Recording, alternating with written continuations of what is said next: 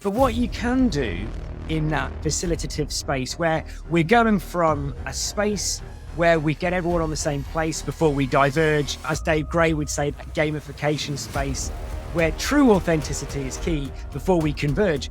What you can do is create a place of safety. Visual thinking is not about drawing pretty pictures, but it's about the stuff that matters in product and in business, which is generating ideas, solving problems, and finding alignment and building on those human connections. From the city of Peaky Blinders, Birmingham, England, I would like to introduce you to Paddy Danda. As the world becomes more automated and the robots take over, it's imperative that we build the right human skills for the future.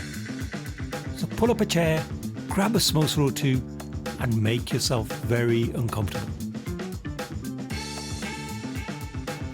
Thank you, folks, for joining me on another episode of the Superpower School podcast. I'm your host, Paddy Danda, and today I have a guest who, in many ways, reminds me very much of myself. He doesn't have a beard like me, but he has skills that I am very passionate about, and that includes everything from visual thinking through to product thinking, product facilitation, product training, agile, all of those amazing human skills. And I'm in awe of the great work that this man does. So Stuart Young, thank you so much for joining me today on the podcast. Thank you. So we're very similar. We even have similar glasses.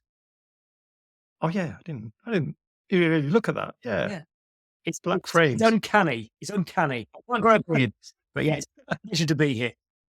Oh, you're welcome, Stuart. And which superpower would you like to bring to this particular episode? Oh, you mentioned so many things that we share. I'm going to say authenticity. That threw me as much as you. We'll work with that. Nice. So being your true self. Yes. So I think, as you just did that very kind intro, and you're absolutely right, and ditto to you on all the things you've mentioned. I'm a trainer, I'm a coach, facilitator. And as much as we talk about your stances when you're in a room with people and how you can bring out the best and the most in that learning and supporting people, I think you as a trainer, as a coach, as a facilitator, you need to be your authentic self. And being authentic enables you to build better connections. So that's my superpower of the day. Well, hey, and I love that because for many years when I was starting off on my corporate journey, I was working with these big corporates, and every time I'd be thinking in my head, I need to fit in. I need to be like everyone else. And it's only years later when I look back, I think actually no one remembers you when you're just the same as everybody else. So actually, why don't you embrace those differences and those quirky sort of personality traits and actually just be yourself? So I'd love to hear your angle on this. Like, why is it so important to be authentic at work? So everything you've just said about those quirks, about being you, much like yourself as a sort of a professional trainer, we talk about those stances and we talk about those modes and the ways in which you can connect with people. And of course, there are things that you can do to improve the learning experience and the collaboration, both in a room or virtually. And you can sort of change and sort of mold and craft into the needs of a group. But being your authentic self comes from a place of, I think, sadness and joy. We've all got a background. We're all life experts of our own experience, and the things that we've learned, we've had to face adversity, we've had to face problems, we've faced excitement. And all of those things have grounded us and molded us into who we are. And that authenticity enables us to be more impactful and to tell those really good stories. For example, we've all been there. You've seen someone tell an amazing joke. You go in for it and it just doesn't land. You have to be you. And I think that's key. That's key to making strong connections, which is then focusing on helping with communication and collaboration. And when it comes to facilitation, because I'm going to focus on facilitation for a moment, and I know this is something you're a master of. So when you're with a group of people, how do you ensure that you enable them to be their authentic selves? Are there things that facilitators can do to help bring that into the room? That was an interesting one because if we talk about the different modes, if we look at facilitation, as you quite rightly know, one of the key things and attributes of a facilitator is neutrality. So of course, if my authentic self, as you know, is to be quite wired and energized, or if I was maybe too vocal, or whatever, or too leading, in some respects, that neutrality would be kind of diminished. So you have to be very careful about the key to neutrality when it comes to facilitation. But what you can do, I think, in that sort of facilitative space where we're going from a space where we kind of get everyone on the same place with that kind of level of clarity before we diverge.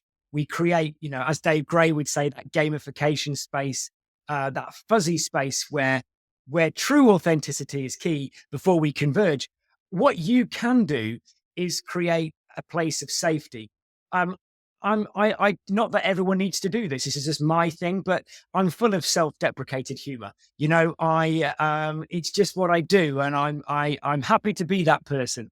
My kids often say, "Why are we that person?" I said, "It's just who you are." But sometimes it's okay to be, in create whatever you do, however you do it, creating a space for psychological safety. I think humor brings people closer. You've got to know your audience. Okay. You might be working with a very sensitive situation when you're facilitating, but warmth and humor and all those things enables people to feel safe. And then safety enables authenticity and everybody to be their true self. And do you remember, as you've been on this journey, any moments of magic? So when you've facilitated sessions with groups of people, like, have there been any real standout moments for you as a facilitator where you've actually helped somebody either be their true authentic self, or you've just seen a transformation in somebody in that room as you've created that psychological safety? I don't know, it could be somebody who's very quiet initially, and then all of a sudden they felt so comfortable that they just become this other person. Absolutely. Is it the latter that you just said around the sort of more silent people? I think that there are different ways in which we collaborate. With my background before I came more into sort of corporate and the business world was working in social care, working with adults with learning disabilities. And the key thing around facilitation was around inclusivity, accessibility, and total communication.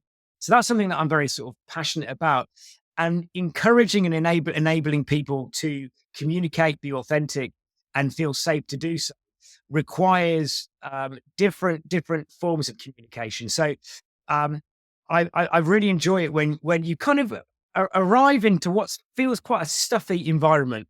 It might feel slightly corporate. It might feel quite formal. There might be some invisible conflicts that you're having to deal with, that maybe you as a facilitator that you weren't aware of first. And then when you're in there, you can see there's maybe some levels of hierarchy. When people suddenly start feeling safe and you can see that there's more of a holocracy, there's more warmth, there's more energy and ability for everybody to interact. And the moment that you actually, Paddy, feel like a fly on the wall, you're not necessarily in the circle, but on the outside, and you can see the magic happening from very much like the training from the back of the room approach, and getting the people in the corners to talk, and getting that sort of neutrality across that group is wonderful. And I want to explore your journey into visual thinking a little bit, because that's what I think I know you for predominantly. And then, you've then grown all these other tentacles in terms of your skill set, That's which right. is around that kind of product space.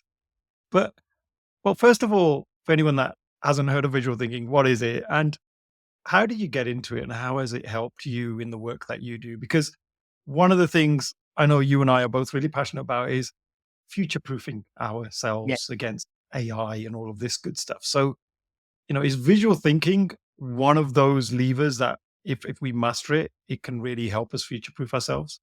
It's really interesting you say that. a lot of people say, why don't you go on to sort of AI and chat? Why couldn't you couldn't a robot create the same output? And that's the problem. There's the mistake there is the focus on output rather than process. So that's sort of, I've kind of come to the finale before I kind of explain the journey. So for me, I'm an illustration graduate, and then I worked for 10 years with adults with disabilities. The degree bit is obsolete. It means nothing as far as visual thinking comes in. If anything, it makes you a little bit too prescriptive and a little tight.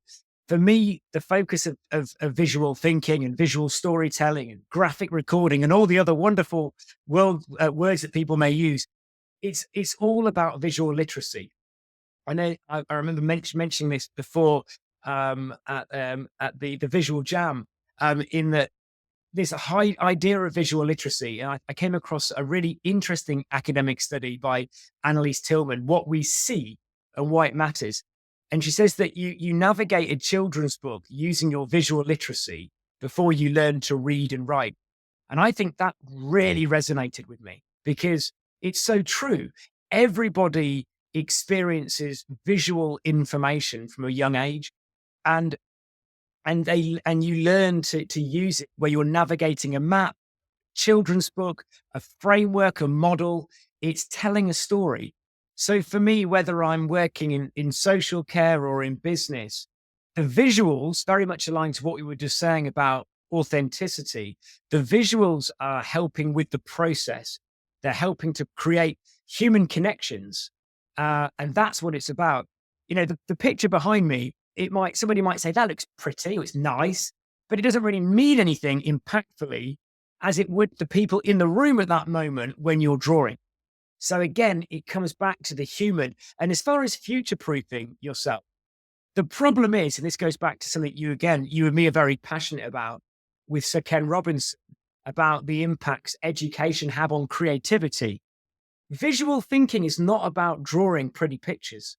Visual thinking isn't about, it can be, of course it can be, but it's about the stuff that matters in product and in business, which is generating ideas, solving problems, and finding alignment and building on those human connections. So, that's what it's about. And so it's very much aligned. So going back to future-proofing, it future-proofs you because robots don't think the way that humans do. We're conceptual thinkers, and we use those visuals to join the dots. Oh, amazing. And yeah, I totally agree with everything you've just said there. I think one of the big barriers for people when visual thinking is the drawing aspect, and people often will play down their confidence. And I think that's such a shame, isn't it? When we are children, we love to draw, we love to create. And then as we grow up, we're kind of kicked out of us a little bit, and we start to get embarrassed when we're drawing doodles and things like that. And I think that's such a shame, because an incomplete picture is actually a really powerful picture, isn't it? Because others can then build upon that picture, and then we can start to collaborate and build ideas together, rather than if I stood up there and started drawing, I don't know, painting the Mona Lisa. That would actually hinder collaboration, I guess, right? Exactly. When I went to Dundee, Duncan of Jordanstone, I'll never forget meeting, and he is the most amazing artist and unbelievable paintings, most beautiful paintings. But when we were doing the illustration course, he was always sort of graded badly because he was a perfectionist from the beginning, but we were graded, or we were sort of trying to be focusing on that process, the iteration. You can see how visualization and drawing is very close to the communities we are in Agile, because it's all around iteration. It's all around learning and that design process. And going back to what you said, if one person can take one thing away from this podcast and this discussion, it would be to kind of remove those inhibitions. My daughter has just gone to university in Birmingham, so very close to both of us. There we go. And and she's doing a creative degree. She's doing English and she's doing theatre. But from a young age, she always had a crayon in her hand. When she was in a pram, she had a crayon and some paper. You couldn't you couldn't remove, and she was remove the pen or the crayon. She always drew. And a few years ago, she decided to do art as a GCSE, and she was graded a different way to the way that she drew, and it really threw her confidence.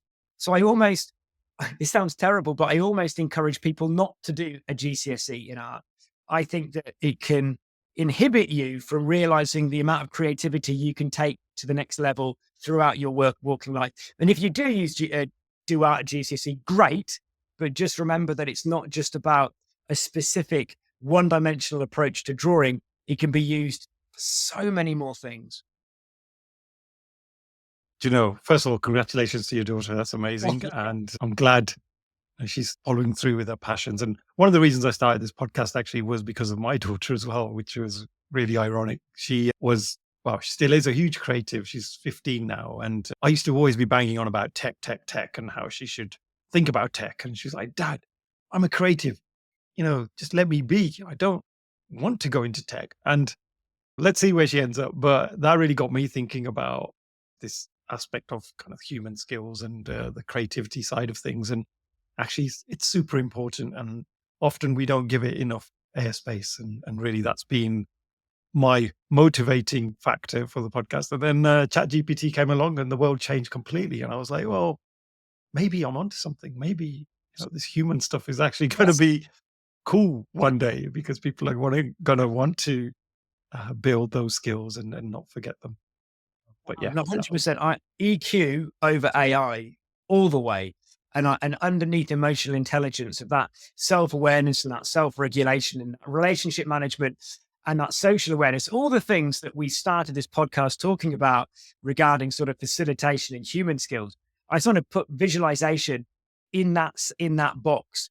And those are the sorts of skills that people should be investing in to future-proof themselves. So you're 100% onto something. Well, hey, I'll even ask ChatGPT at the end of this. We'll do a summary and say, ChatGPT, is this the right thing to do? And we'll see what it says. So you are a master facilitator. You do so much in that space, training courses, you do coaching, you do day-to-day facilitation. Could you share some of your favorite techniques, icebreakers, energizers, whatever that might be for you? What are some of your go-to tools and techniques that you have in your toolkit? Oh, do you know, I think that we've sort of moved to very much this hybrid way of working at. And so although I still deliver a lot of training face to face, majority of it, I would say, is virtual. So I guess I maybe give people some guidance or give some sort of ahas, which you may or may not be using already in that virtual setting. I think it's probably stuff that people are already doing naturally. But the first thing, with icebreakers, I always think that when we talk about connecting with people, people don't like to be put on the spot. Sometimes it's quite, unsettling. So I always think that you've got to create that journey before it happens. When you think of any effective facilitated session, you always need to start the narrative before and continue it till after. So as far as bringing in that narrative and creating connections, I always like to share a mural or Miro or Lucid, whatever collaborative tool that you wish to use, and get people to introduce themselves or an object best describes them or something. But to do that before, and that nice little icebreaker gives people the opportunity to make connections. I absolutely love the low-tech social network as well. Works a little better when it's face-to-face, but in the game storming book, but actually joining the dots, I think it's a wonderful thing to do in a larger group, in a conference. And as far could you explain that one a bit more, just in case someone hasn't come across it? It's so cool. And again, it's almost like we're kind of us against robots when we say low tech. But it's basically a glorified mind map, or it's very much like a systemic approach to kind of connecting people. So when you join a room, a facilitated session or an event, you can grab an index card, you write your name, and you might write something that you want to take away from this gathering, conference, session, meeting, and you stick that on the wall, and then other people write their name and something they want, and then you can either draw leave it on paper and then just grab a pen and draw a line of a connection, or you can use string, and it becomes a mass of connections over things people want to kind of connect with, whether it be geographic, whether it's things of interest. But it's wonderful to sort of see this sort of web of connections that are created. It's low tech because you're just uploading an index card, but it's super powerful and great fun. And the other final thing is something we all use, which again is those collaborative tools. I always worried. I don't know about how you felt, and I know you and Grant had a debate, a good talk about this, about virtual versus face to face. I was quite nervous and apprehensive of the level of collaboration you'd get when facilitating sessions virtually and online. But I actually find that there's more holacracy and less sort of hierarchy, and everybody is sort of facing the same space, and everybody's navigating that. Usually is an animal or crustacean or something, and that humor kind of brings a level of connect. And actually think that really works well as well.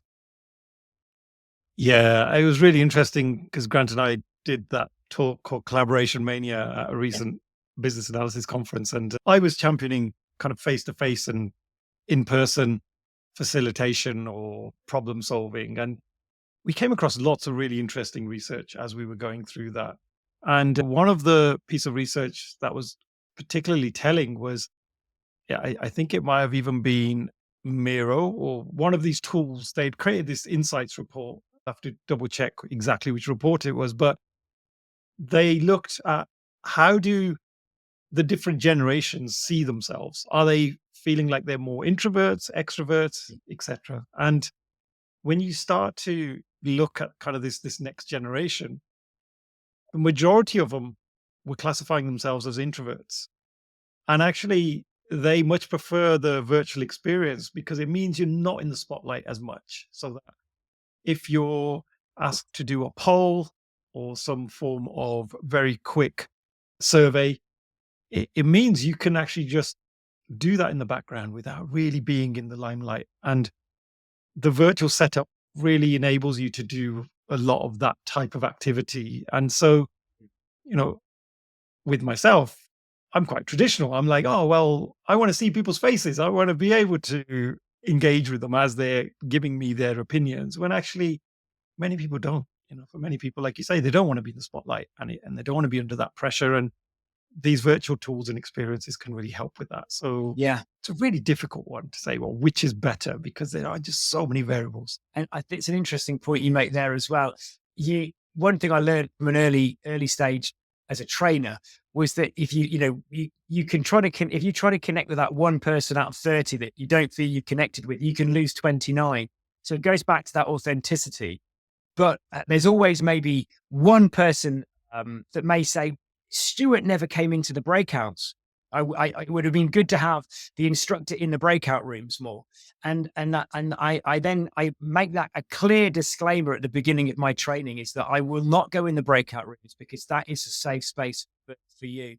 And when someone calls on me, I notice that there's much more talking going on. And that's so completely to answer your question.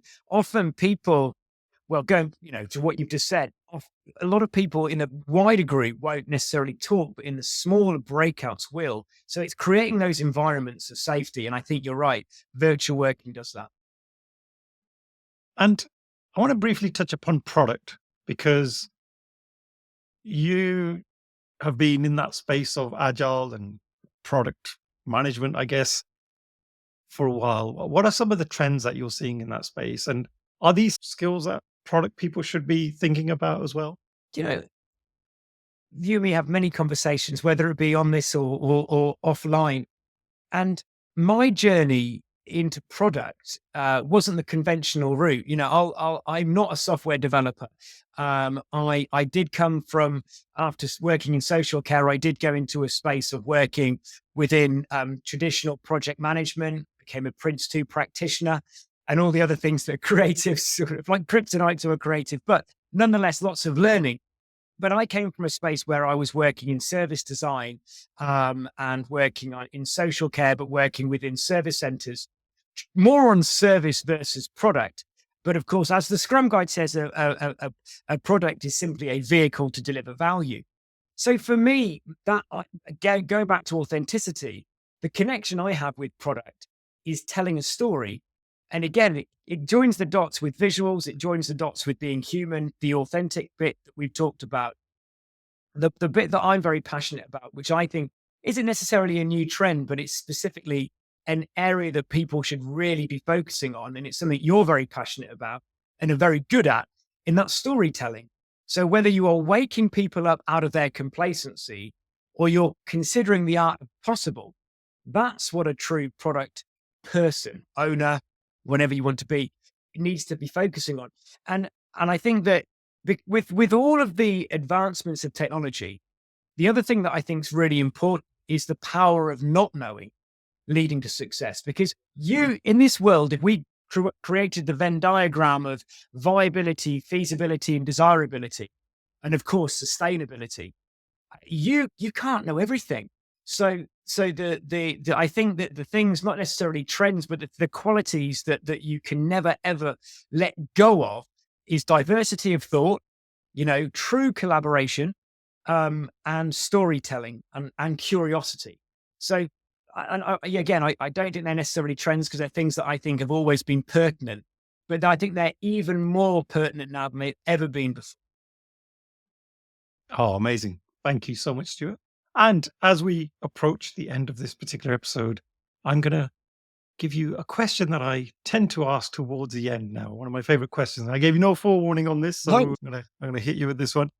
So if you had any superpower to abolish something in the world of work, so that's to remove something in the world of work, and we're only going to do it for 24 hours because we're product people and we like to test and experiment, what would that thing be? And it could be absolutely anything you want. Anything that we could abolish. Oh my word. What could you abolish that was, I would say, that's such a difficult one.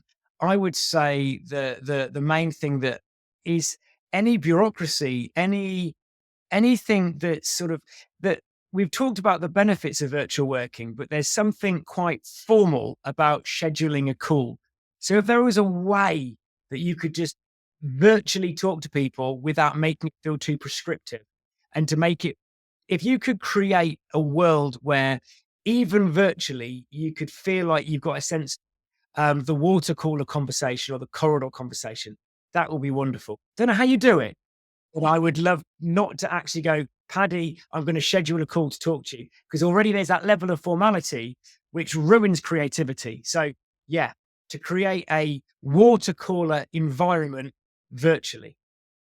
Love that. We should maybe create a website called tapontheshoulder.com or something. And then if you want to tap someone on the shoulder, you could do it. And Might scare people. Might be a bit. Oh, brilliant. And Stuart, how can people get in touch with you if they want to continue the conversation? Are there any exciting things you want to share with the audience about what you're working on? I think it couldn't be any more exciting. As I'm right now today, I actually I've after 9 exciting years working within a corporate organisation, I'm now working independently. So you can find me at stuartyoung.uk. It's my new website.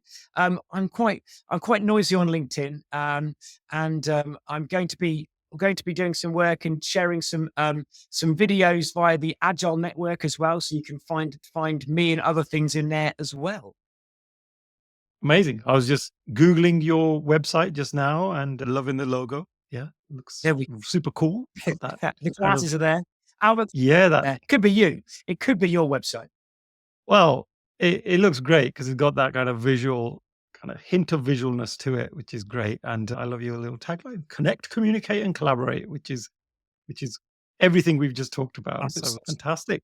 Well, that's absolutely amazing news, Stuart. And as we were kicking off this episode, I was like, I'm surprised you haven't done this sooner, but we're all on a journey. So I'm super excited for what lays ahead in terms of your adventures. And I'd love to see, how you get on, and I'm sure it's going to be absolutely amazing. And maybe at the end of the year, we should have a connection call just to see how it's all gone and some of your lessons learned as well. Maybe and the grey hairs. Let's see how many greys I've got by the end of the year. Yeah.